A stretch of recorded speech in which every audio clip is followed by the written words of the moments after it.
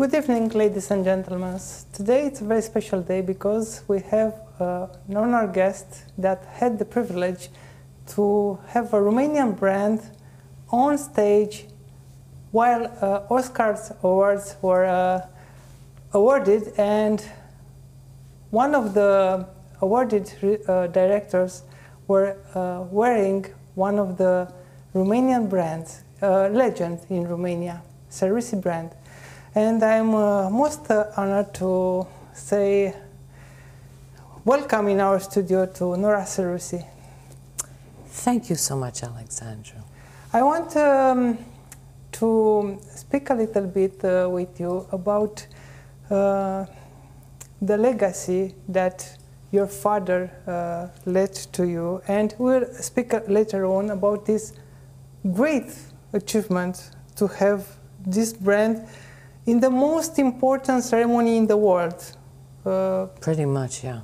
Maybe an important part of the world see this ceremony, and all the big brands are there, and you are there next to top of the world in terms of fashion. But first of all, I want to ask you to share with us how everything started.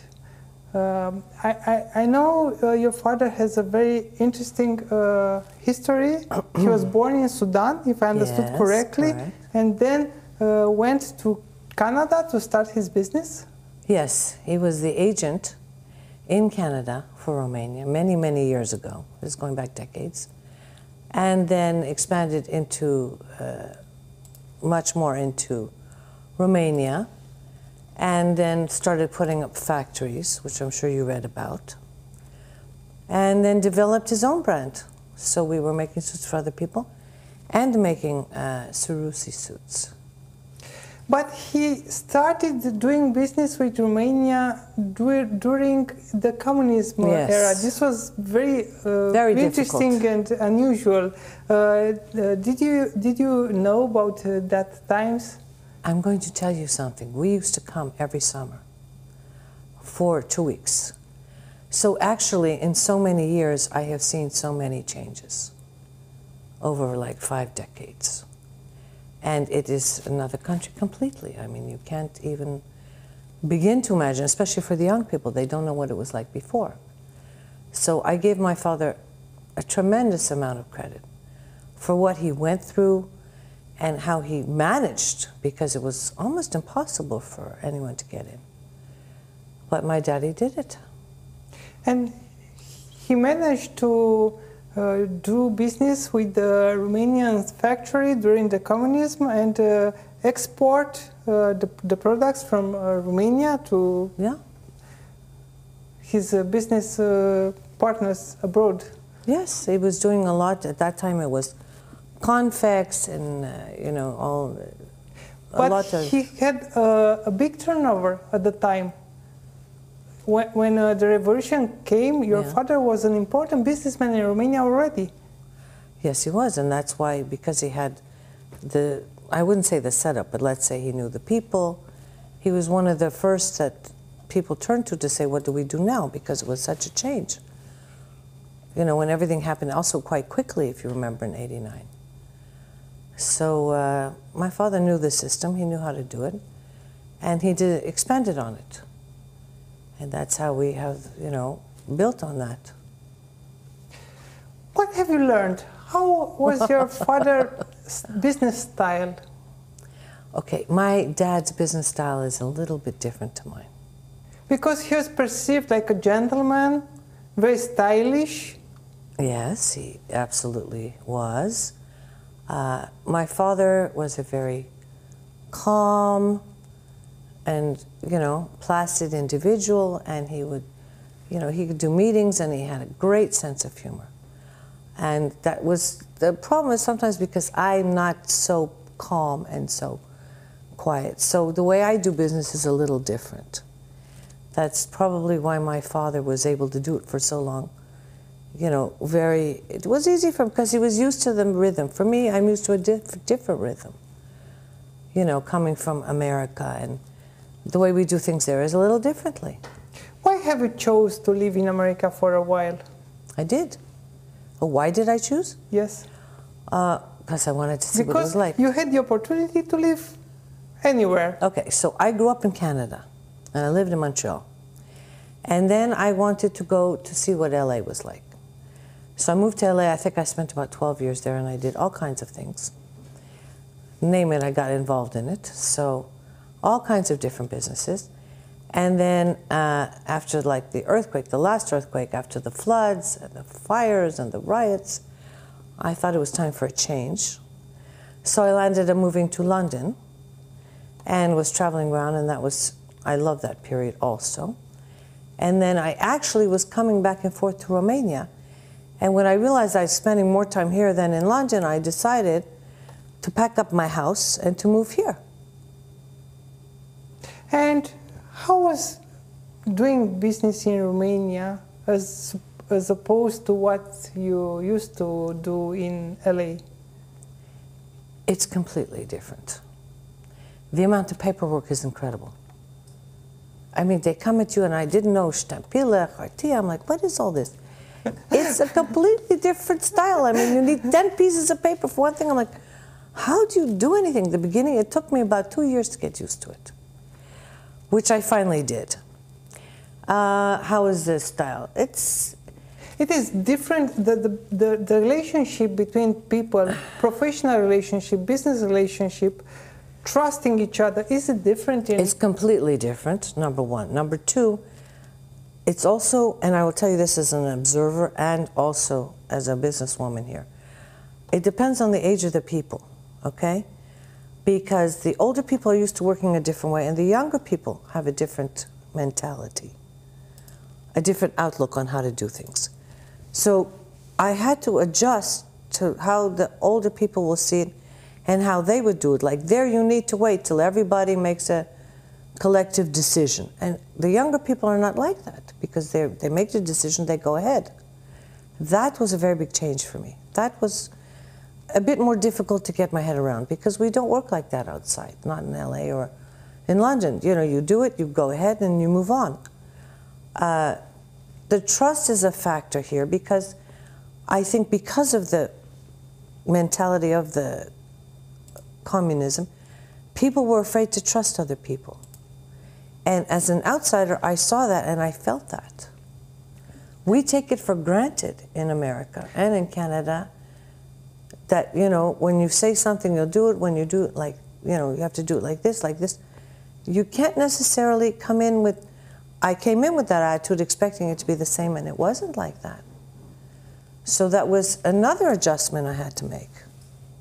Did your father believe in the handshake philosophy in business? Absolutely. That's how I was raised. And when I tell somebody I'll do something, I do it. But I get frustrated sometimes because I almost hope it would still be like that. It's not. We need contracts, we need papers, you have to sign this. And I follow the rules and I do it. But, you know, the old days it was just fine. You'll get your delivery and that's it. And, you know, it's so simple. Now it's much more complicated. How complicated it is, the fashion world, where Seroussi brand is part of this?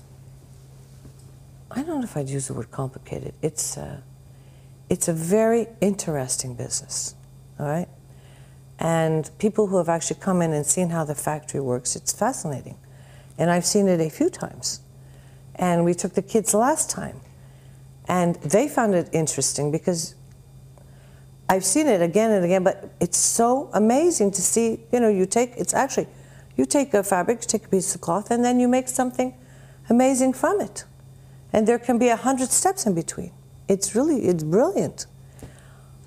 And it was a big responsibility to have thousands of people being your employees. It's a huge responsibility. Because you have the employee, you have them, and then you have the family. So when you make a decision, it's a knock-on effect that affects a lot of people. You have to think about all that.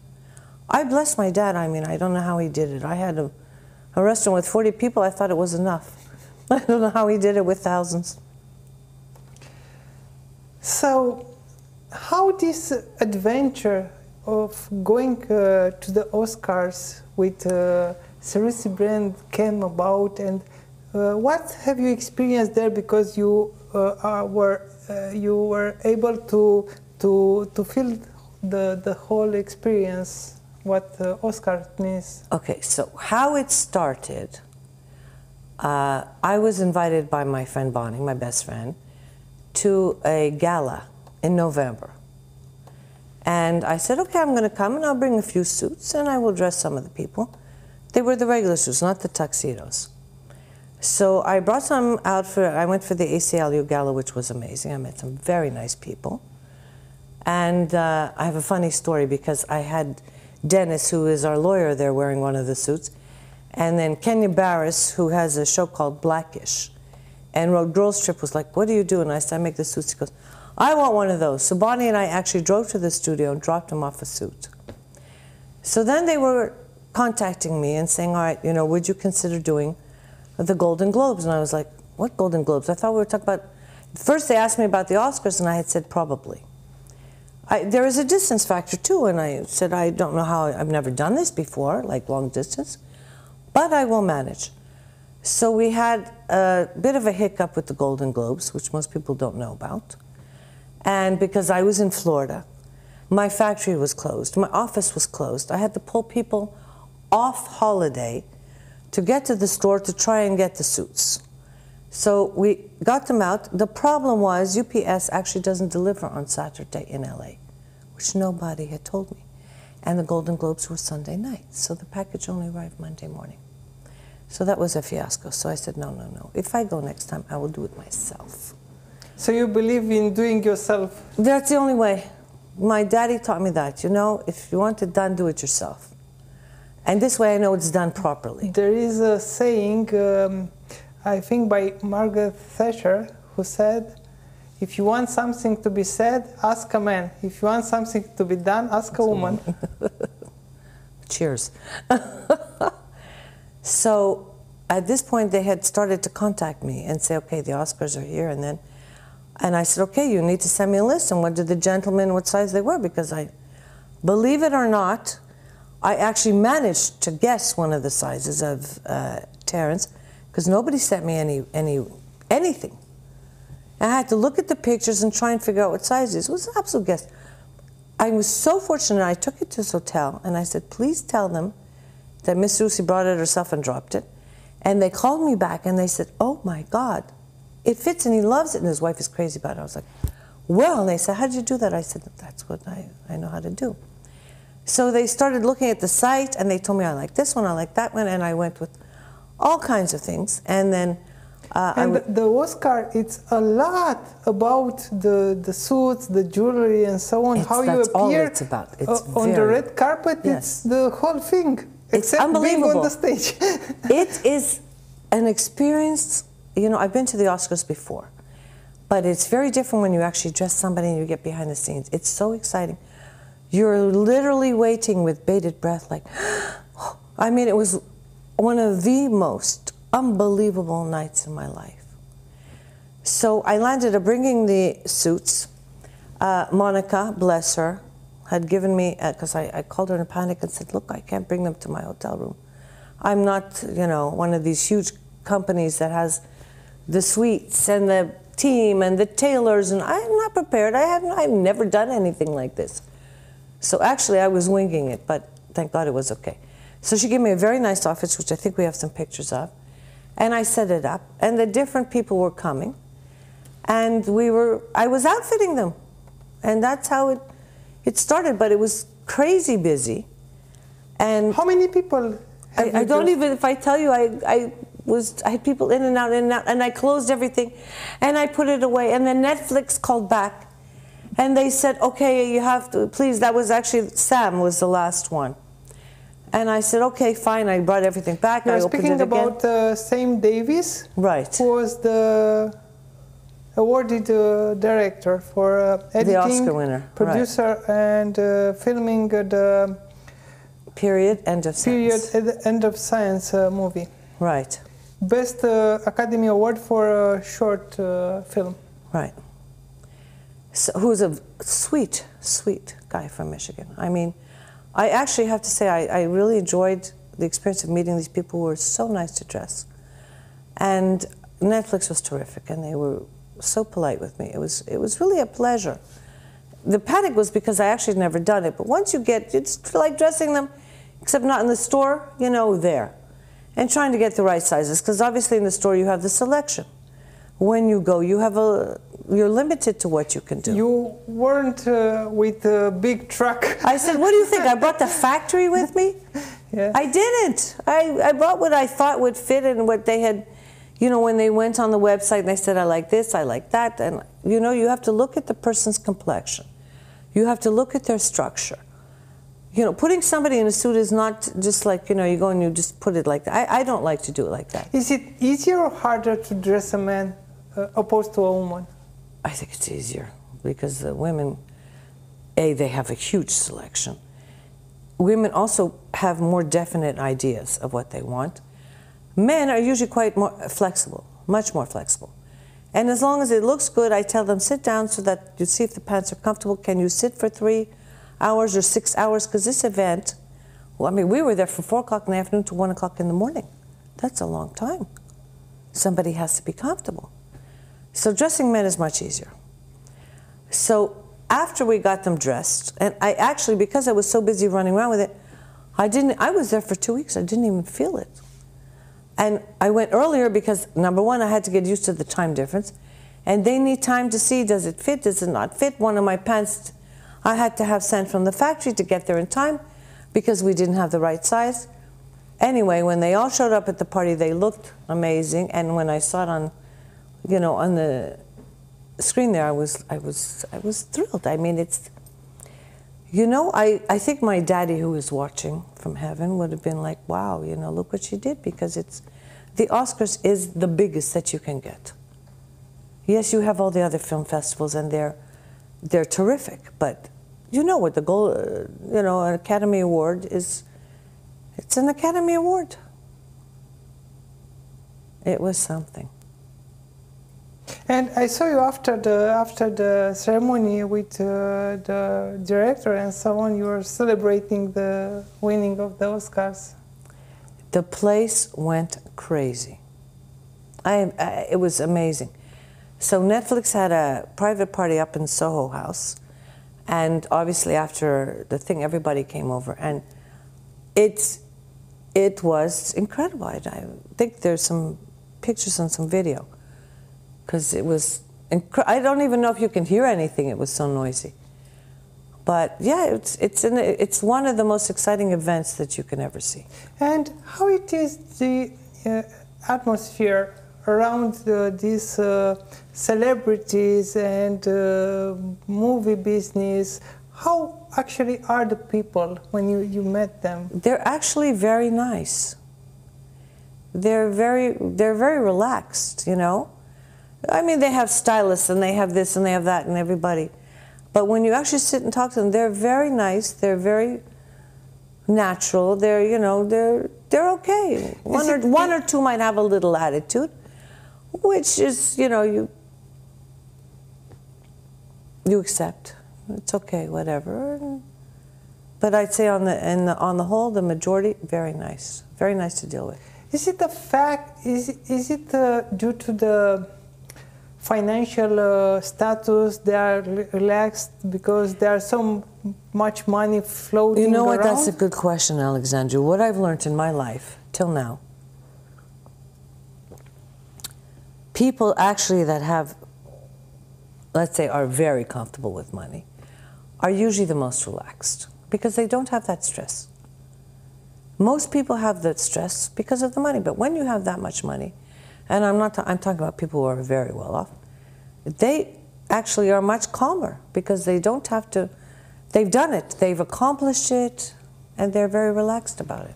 They're not in the fighting mood all the time? They're not. They've already been through that. They fought to get to where they are.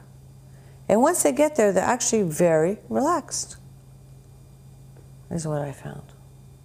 Is it hard for them to get there? I mean, how bigger is the competition? Huge. Huge. In LA? Wow. I lived in LA. I saw what was going on. there's competition for everything, to get a script made, to get cast in a movie, to get financing. There's always so much going on. There's so many different facets to the business.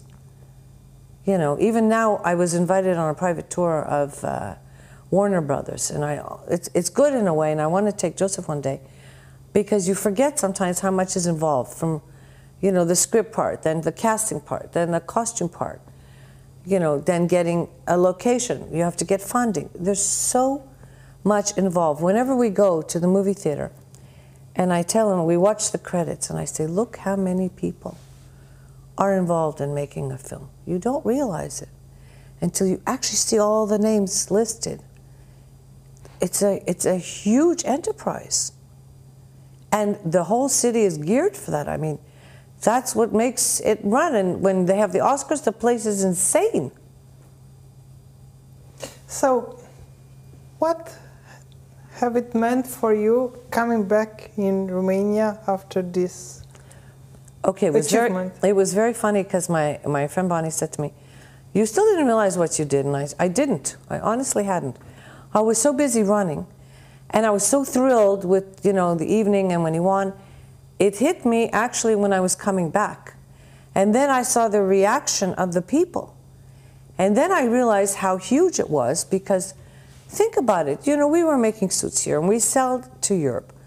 But to actually see Seroussi on the Oscar stage, wow, that was, I mean, it was mind-blowing. And I was in tears. It was so exciting. Do you think it might be the milestone of going with Seroussi a step farther internationally? I hope so. I sure hope so. I mean, I didn't do that because I had nothing else to do. It was a gift from God. It was an opportunity of a lifetime. And I said, of course, I will go and do, even though I have no idea what I'm doing, I will go and do it, and I'll find a way to do it, because it doesn't present itself like that so often. I was in the right place at the right time. Didn't you had a second chance? Maybe you'll not manage it, or maybe it's too... Failure is not an option. I don't think like that. Fear is the most important enemy in success, in being successful? All right, the way I look at things, yes, there's always the fear of failure.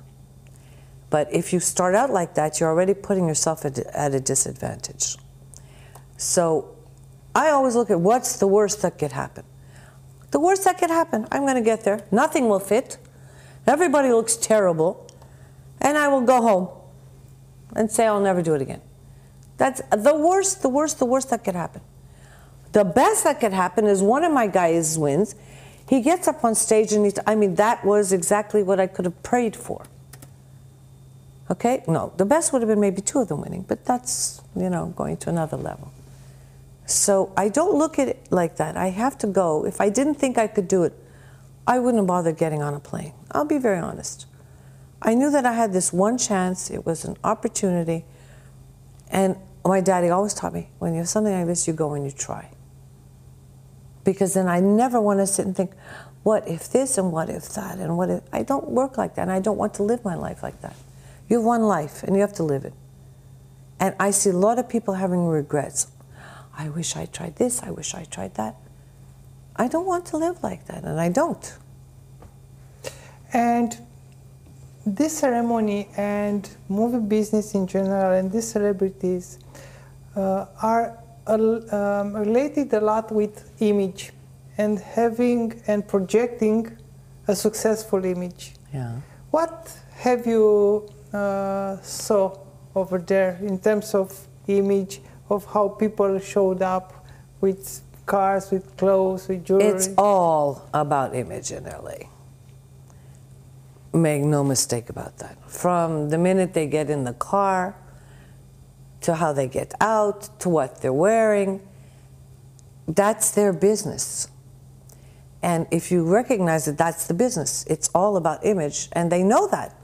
They're prepared for that. Somebody who says, oh, you know, I'm really shy, and that's not the right business for them, because you have to be an extrovert. You have to be prepared to wear the clothes and not have them wear you, and that's what I was trying to teach some of these gentlemen. I said, you wear the tuxedo, not the other way around.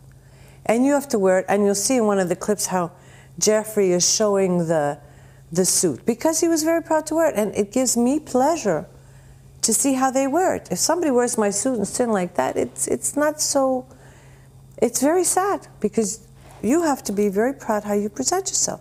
It's all about image there. Make no mistake. And if you don't know how to play the game, you can't do it. And in Romania? Not so much. It's not the same at all. Because I know some of the celebrities here, and it's not the same level at all. It is a matter of money, once again, or it is a matter of mentality?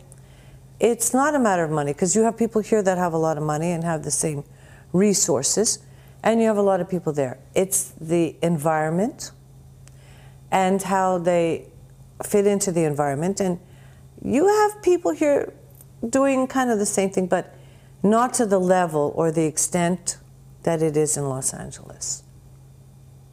A thing that I noticed myself, it's related with real estate, and maybe we can extend it to close. Yeah.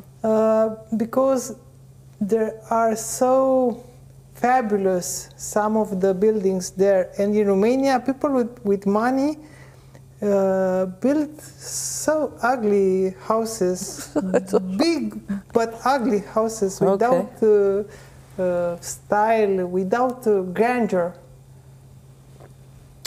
I went to a filming up in a house in Bel Air. Spectacular house. I think there's some pictures too. Spectacular. I mean, they have money, they know how to spend it, and they know how to build. It's an art in spending money? It's an art, absolutely, and I'm good at it. It's an art in spending money. Yes, you should figure out, you know, we had a discussion yesterday. You have to go buy pants. Now, are you going to buy the cheap pants or 2 pairs of the cheap pants, or are you going to spend a little bit more money and are you going to buy the better pair of pants?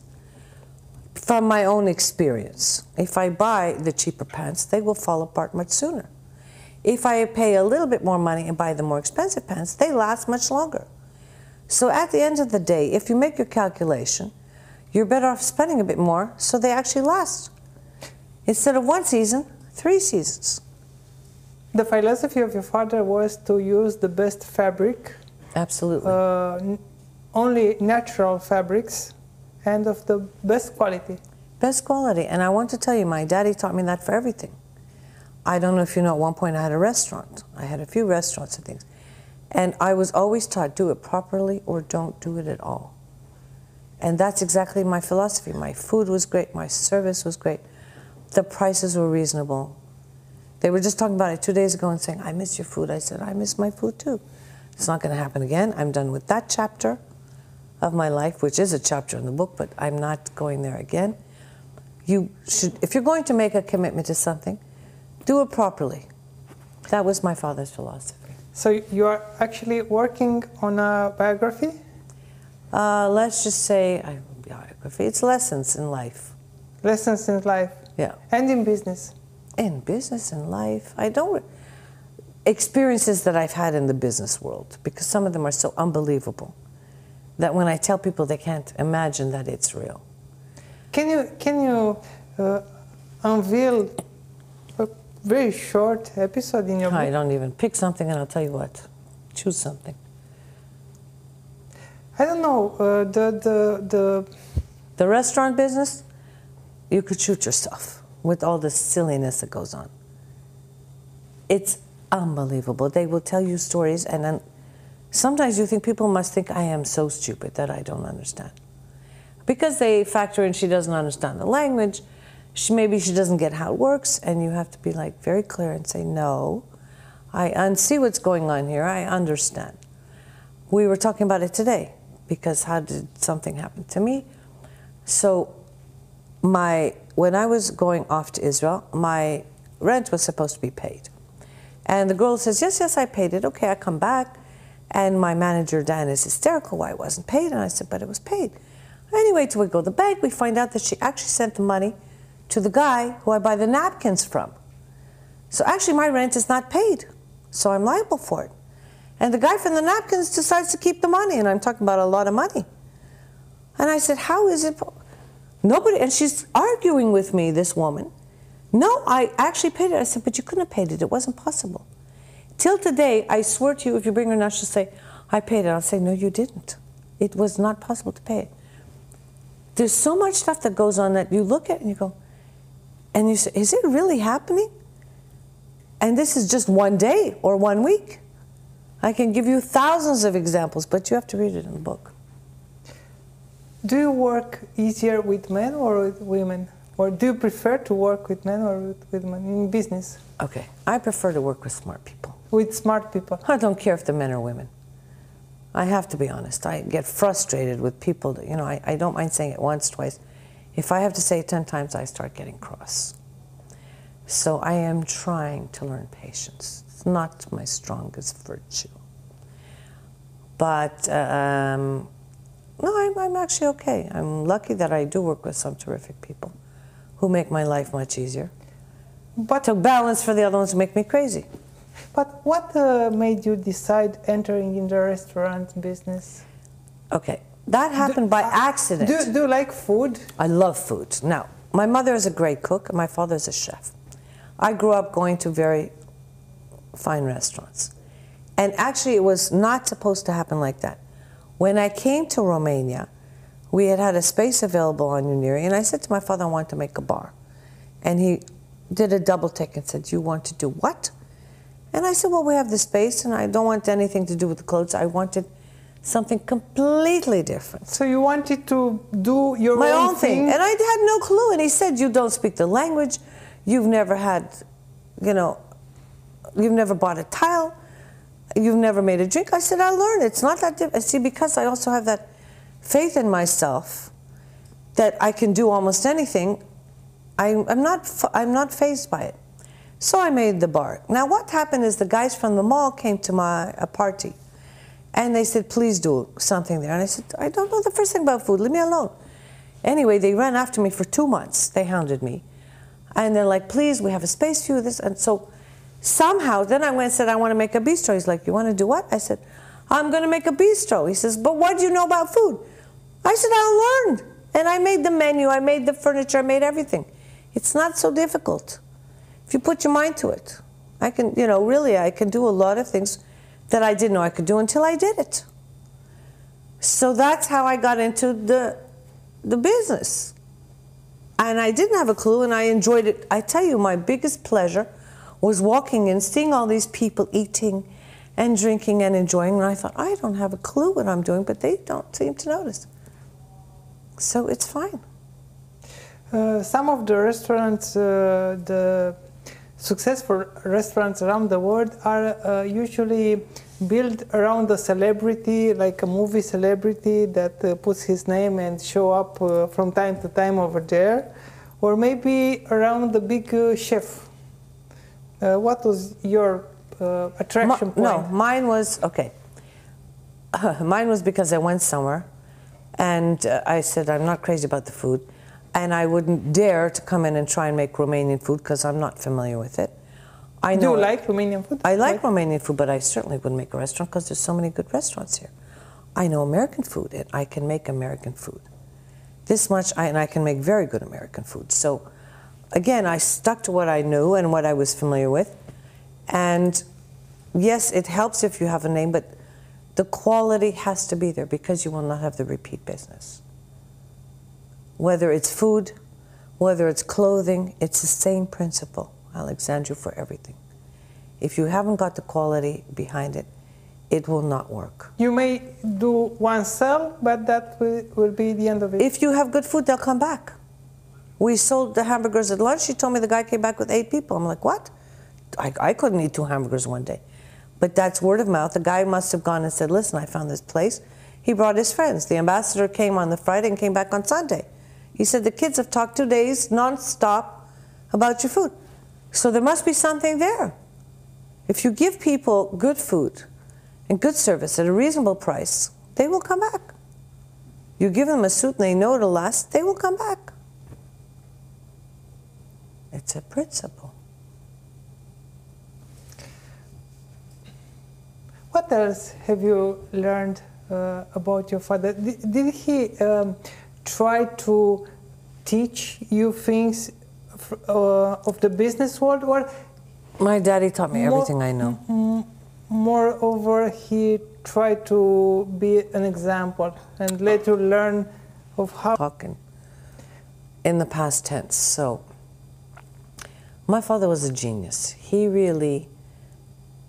led by example. Do you understand? Because sometimes you can tell people, but they won't get it. You show people. And this is one very important lesson I learned. Okay, don't tell the people, because sometimes it goes in one ear and out the other. Show them. And once you show them and you explain to them, it's like this, it should be done like this, it should be done, they'll get it much quicker. So just by watching him, I learned so much. Did you manage to meet important people in his company? Of course. What do you mean important people? Everybody he dealt with I met. Because he was one of the richest persons in Romania and an important person in the world. Maybe you were able to meet some of his business partners. I met a lot of the business people. My father was a very social person. We were out a lot, and we were always inviting people. So I grew up with this as, it's very normal for me. You know, it's natural. And he worked every day. He didn't retire. No, he said, I'm not retired, I'm tired. That was his expression. And, which was very important. And I see people now, and they all, you know, the guy's talking about retiring at 60. To me, 60 is not, I don't know what I would do with myself. Because if you love what you do, you enjoy it. It gives you energy. It's not taking away energy. You know, I was discussing it the other day, and I said, what would I do? And we were talking about, would I sit at home and watch soap operas? Soap operas, I really wouldn't know what to do with myself. I told my son, I want to be going until I drop. And Joseph knows that. I'm not going to, you know, I retire. What was my father going to do, sit home all day? He went to the office, we went out, we did a lot of things up until he got sick. He was at the office the whole time. And it was the best thing for him. It keeps the mind going. Do you collect anything? At home? In general. I mean, you have a certain standard in your life. I was curious if you invest in some things or you have a passion about some. Well, okay, collect. I wouldn't say actually collect. I used to buy different kinds of salt and pepper shakers. I have different kinds of eggs, you know, like the Fabergé eggs. So you don't have a room full with shoes? No, I don't. No. Things like that? No, nothing like that. I don't. How many shoes do I need? I'm not. As long as I have enough to, I'm fine. I have enough to wear. I'm very lucky. I don't really need to collect anything. Did you ever had the idea of extending the brand, the Seroussi brand, to some other things, not only the clothes? For example, some accessories? No, we do accessories in the store. You do accessories? Yeah. But our main focus is actually the suits.